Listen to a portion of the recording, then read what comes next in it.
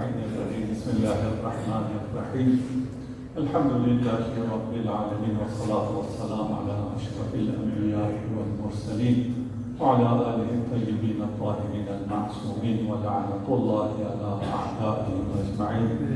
أما بعد فقد قال الله تبارك وتعالى يا أيها الذين آمنوا اتقوا الله وكونوا مع الصادقين. صلوات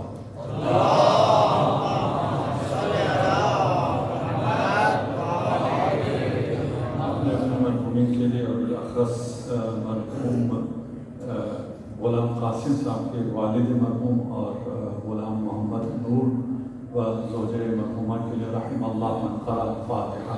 بسم اللہ الرحمن الرحیم الرحمن الرحیم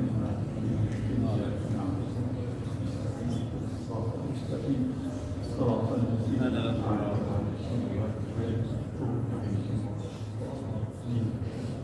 أنعمت محمد وآل محمد صلوات.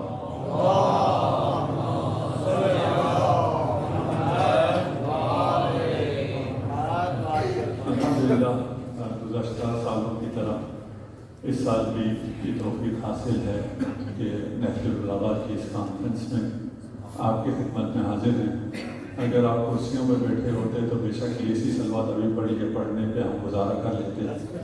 اب جب فرش اعضاء پہ ہیں اور مجلس کا ماحول ہے تو بہتر صلوات عنایت فرمائیں.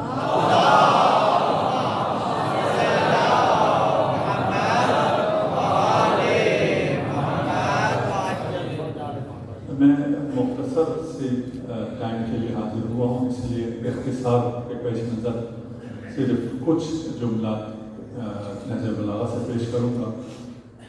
اور اس خطبے کو شروع کرنے سے پہلے تقدیر و تشکر کرتا ہوں ہمارے اس معاشرے میں جہاں نہج البلاغہ مہجور تک بھی نہیں تھی.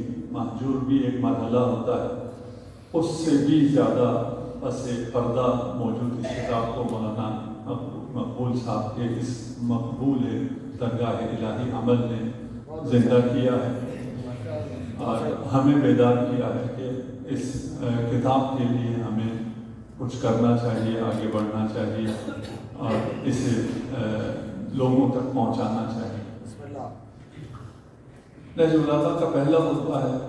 یہ میری کم علمی ہے، جہالت ہے، جس کی وجہ سے میں جتنے سالوں سے آ رہا ہوں پہلے خطبے سے ہی آگے نہیں نکل پا رہا. اور پہلے خطبے کا وہ حصہ جو میں نے پچھلے سالوں میں پیش نہیں کیا اور معمولاً لوگ پیش نہیں کرتے اس لیے کہ یہ مشکل جگہ ہے، اس مشکل جگہ کو ہم نے پیش کرنے کی کوشش کریں گے انشاءاللہ. دیکھیے ہم اپنی بات پہنچا سکتے ہیں یا نہیں پہنچا سکتے ہیں، یا ہم علی کے کلام کو سمجھ سکتے ہیں یا نہیں سمجھ سکتے ہیں. امیر المومنین ارشاد فرما رہے ہیں انشأ الخلق انشاء. کائنات کی ابتدا، کائنات کو خلق ہوتے ہوئے جس ہستی نے اپنی آنکھوں سے دیکھا ہے، وہ اپنا آنکھوں دیکھا حال آپ کو سنا رہا ہے. امام علی علیہ السلام بلندر صلوات.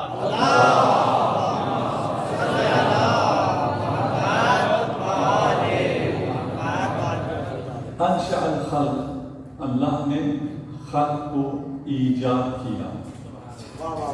خلق نہیں کیا، انشاء کیا. انشاء اور املا میں فرق شاید آپ جانتے ہیں، جو بزرگ بیٹھے ہیں وہ جانتے ہیں.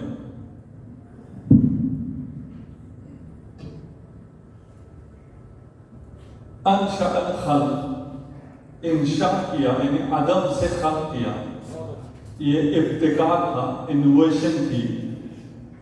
کس طرح انشاء کیا؟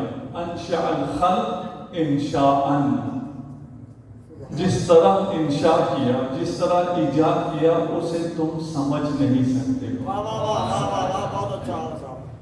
علی جسے دیکھ رہا ہے اور جس خلق کو سمجھ رہا ہے، اس خلق کی خلقت کی کیفیت کو آپ سمجھ نہیں سکتے. اس لیے ارشاد فرمایا انشاء الخلق انشاءً فأوحى إلى عبده ما أوحى.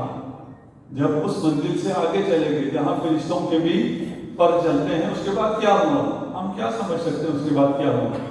فَأَوْحَى إِلَىٰ عَبْدِهِ مَا أَوْحَى، وحی کی تم کیا جانو وحی کیا ہے؟ یہاں پہ ارشاد فرما رہے ہیں فَأَنشَأَ الْخَلْقَ إِنشَاءً وَابْتَدَأَهُ ابْتِدَاءً بِلَا رَوِيَّةٍ أَجَالَهَا وَلَا تَجْرِبَةٍ اسْتَفَادَهَا وَلَا حَرَكَةٍ أَحْدَثَهَا۔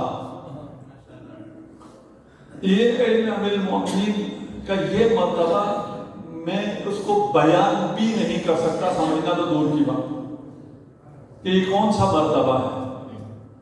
سائنس ابھی اتنی ترقی کے بعد اور اتنے یونیورسٹیز، اتنے ریسرچ سینٹرز، اتنے ٹیلیسکوپس، پھر ان ٹیلیسکوپس کو فضا میں بھیجا، پھر فضا سے وہ جیمز ویب کو فضاؤں سے بھی دور بھیجا، ان سب کو دور بھیجنے کے باوجود، اتنی ترقی کے باوجود انسان نہیں سمجھ سکتا ہے کہ یہ کائنات اس کا آغاز کیسے ہوا ہے۔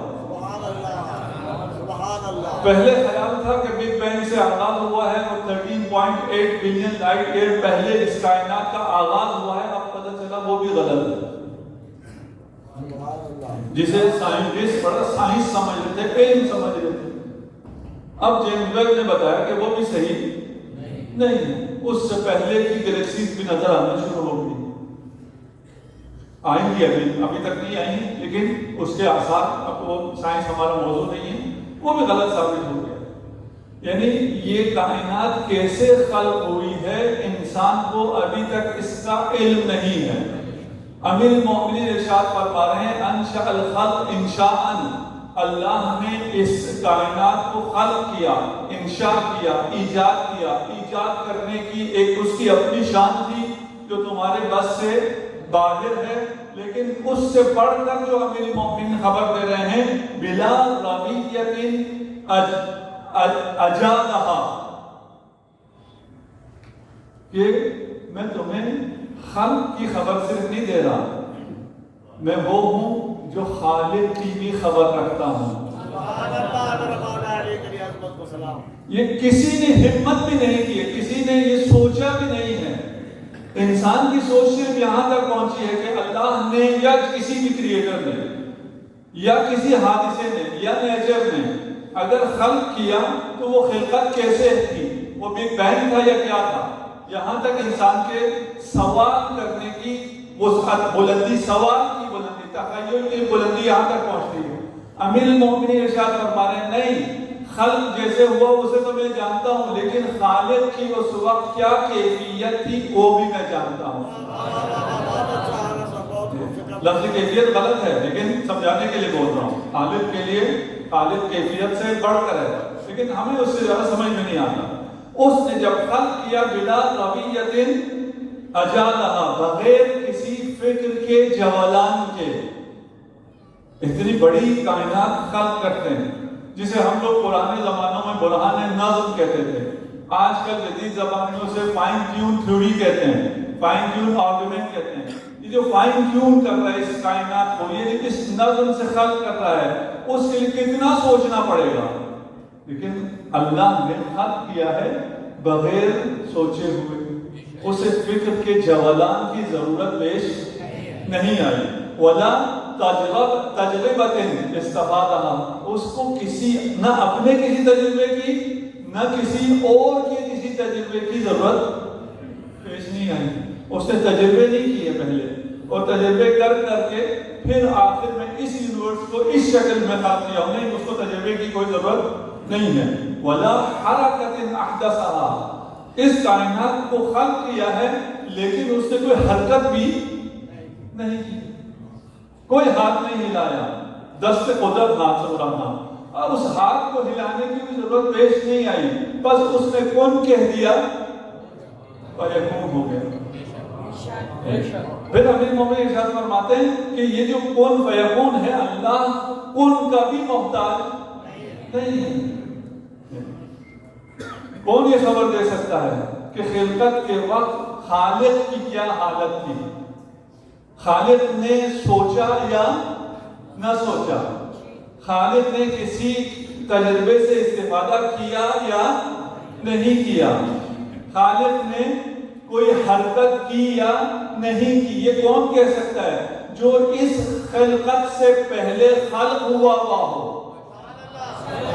جو کائنات کی خلقت سے پہلے موجود ہو، اور جو خالق کے اتنے قریب ہو. وہ خالق کے اتنے قریب ہے تب تو آپ کو تقرب کی منزل دلا سکتا ہے. یہ وہ منزل ہے جو انسان کے وہم و گمان میں بھی نہیں آتی. میں نے اس پر ابھی تک کوئی تحریر نہیں دیکھی. مولانا مقبول صاحب نے خاصا کام کیا ہوا ہے کہ کسی شارع نہج البلاغہ نے اس جہت کو تھوڑا سا ایلیبریٹ کرے، اس کو شرح کرے کہ یہ معجزہ ہے. معجزہ یہ کیا میرے پاس الفاظ نہیں کہ کیا ہے. میں الفاظ سے اور تعبیرات سے بھی ڈر رہا ہوں یہاں استعمال کرتے ہیں. سب سے بہت آگے کی چیز ہے. ہمارے ایک سائنٹسٹ ہیں، وہ کہتے ہیں میں نے نہج البلاغہ دیا کسی اپنے عیسائی سائنٹسٹ کو دے کے میں پاکستان آیا، واپس گیا، اس سے کہا میں نے نہج البلاغہ پڑھی. یہ شخص جو یہ کتاب لکھ رہا ہے، جو کلمات بول رہا ہے، یہ جب یہ کائنات خلق ہو رہی تھی تو کسی کرسی پہ بیٹھ کے سارا منظر دیکھ رہا تھا.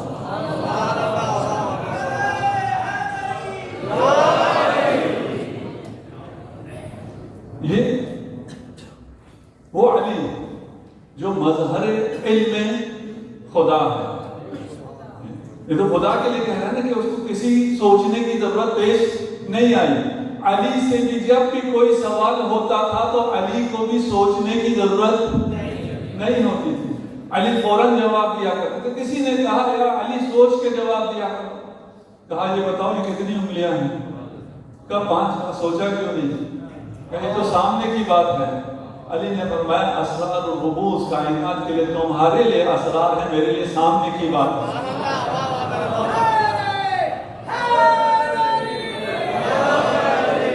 وَلَا حَمَامَةَ نَفْسٍ اضْطَرَبَ فِيهَا. کوئی ایسا جوش اور ولولہ نہیں تھا خلق کرتے ہوئے خالق کو کہ جس کی وجہ سے وہ بیتاب ہو جائے. احال الاشیاء لأوقاتها. بہت خوبصورت ہے. اور میرے پاس کام ٹائم ہے، مجھے ایک ایمرجنسی ہو کے جنازہ ہے، اسلام آباد پہنچنا ہے. اس لیے بھی بھائی میرا بڑا جی چاہ رہا تھا کہ میں سارے مولا کے کلام بیان کروں. اور یہ ہے کہ آپ کو ہم نے صرف بتانا ہے کہ یہ نہج البلاغہ اتنی خوبصورت چیز ہے.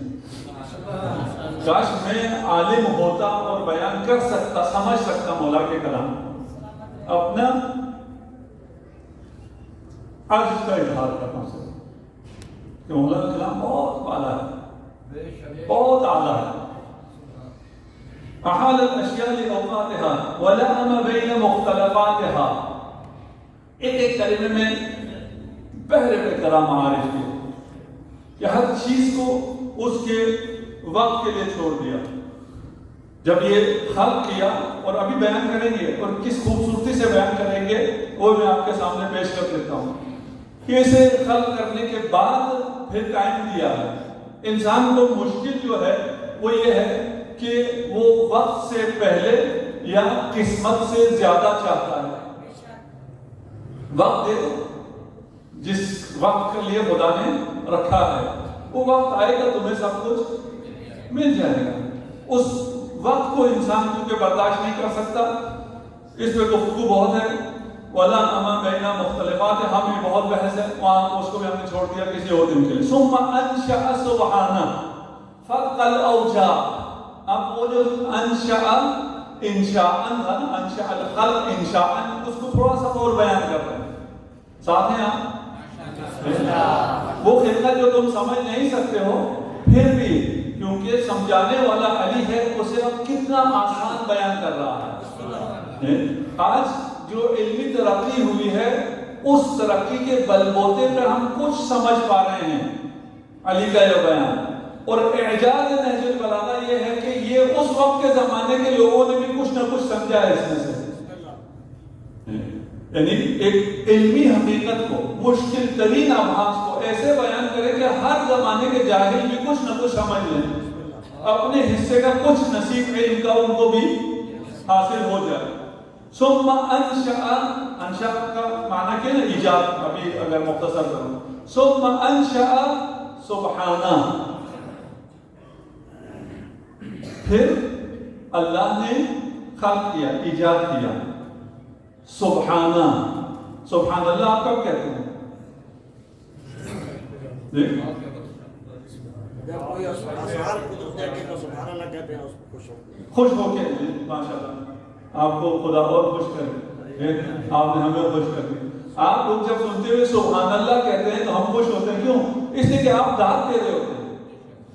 ایک سبحان اللہ تسبیح ہے، ایک سبحان اللہ داد ہے۔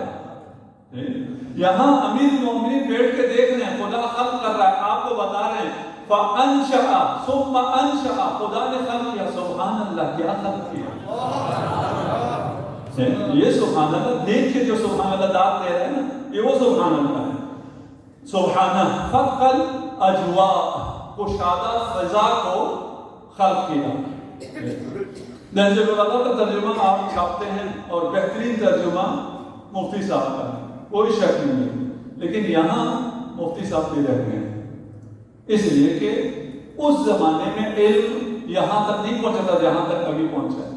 ہر دور میں نہج البلاغہ کا نیا ترجمہ چاہیے۔ یہاں آپ پڑھیے گا نہج البلاغہ مفتی صاحب کا بھی، ابھی تھوڑا بہت جو میں سمجھا رہا ہوں اس کو بھی دیکھیے گا، دیکھیں گے کہ بہت اچھا ترجمہ ہے، لیکن علی کا کلام بہت بلند ہے۔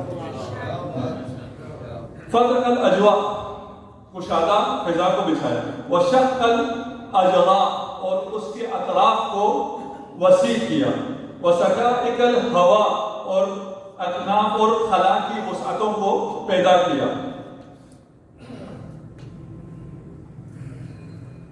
شق الارجاء، اطراف و اکناف کو پھیلایا، اس کو آج کل کیا کہتے ہیں؟ یہ یونیورس جو ہے وہ ایکسپینڈ کر رہی ہے، یہ پھیل رہی ہے۔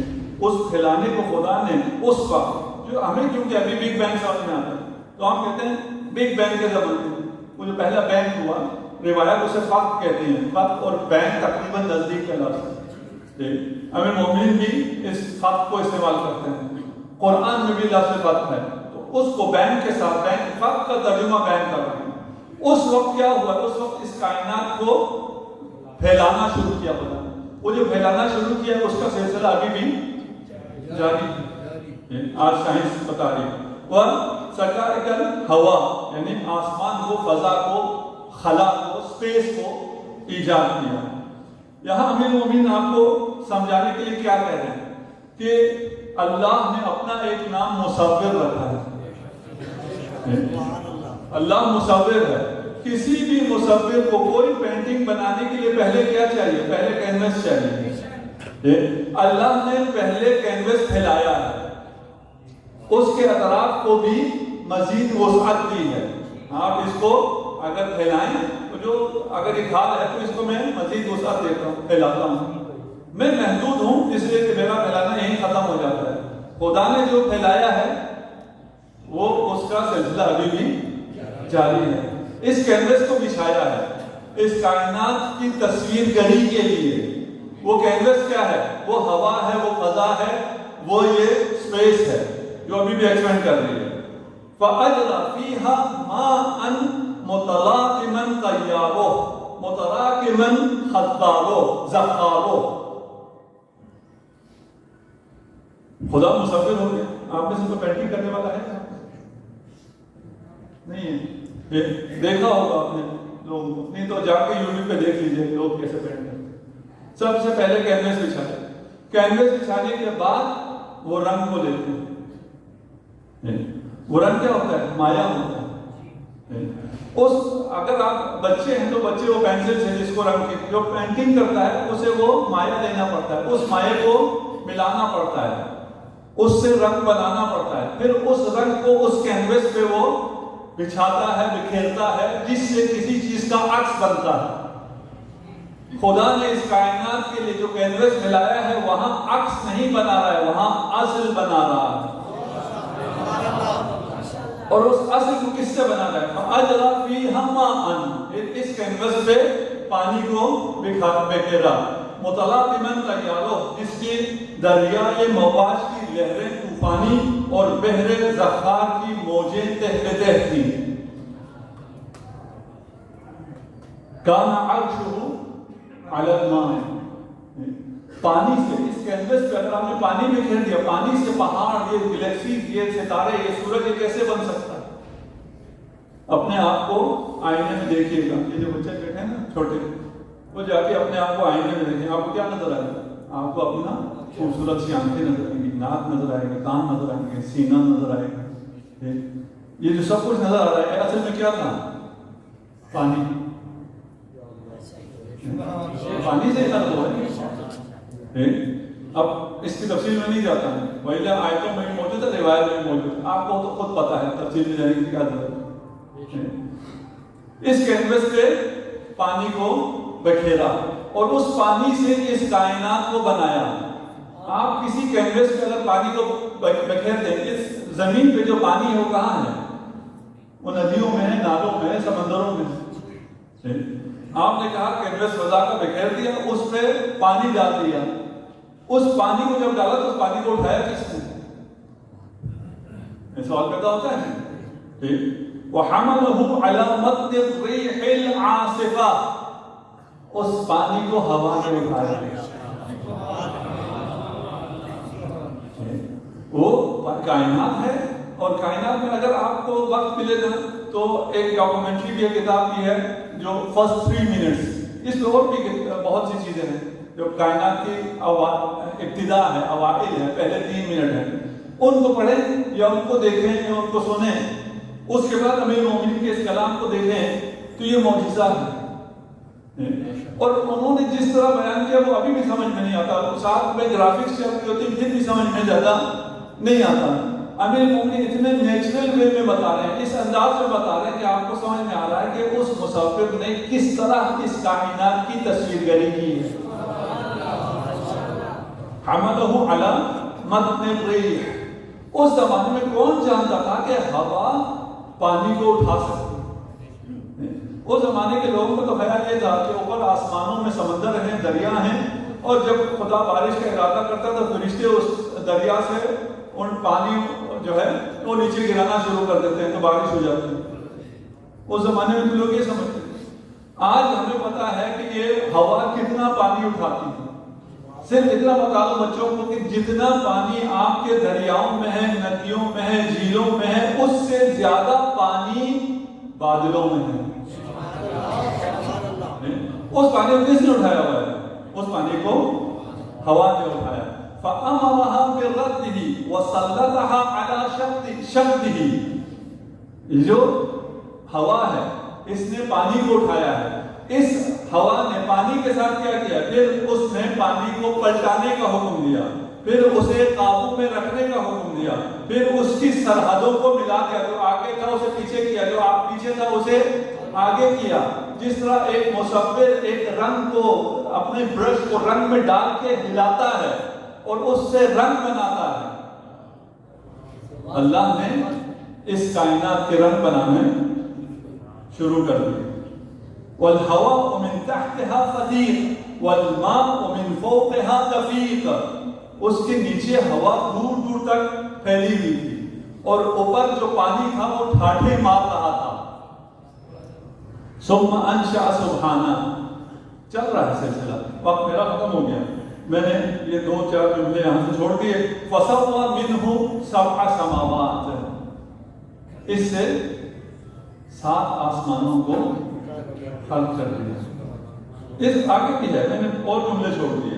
ثم زینہا، آخر میں آ گیا خطبے کے، ثم زینہا بزینۃ الکواکب، اس آسمان، اس آپ کی دنیا کے آسمان کو کواکب کے زینت سے، ستاروں کی سجدش سے سجایا.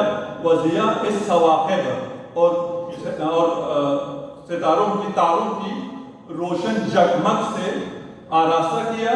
وَأَجْرَى فِيهَا سِرَاجًا مُسْتَطِيرًا، اور ان میں ذوفشانی کرنے والے چراغ کو قرار دیا. وَقَمَرًا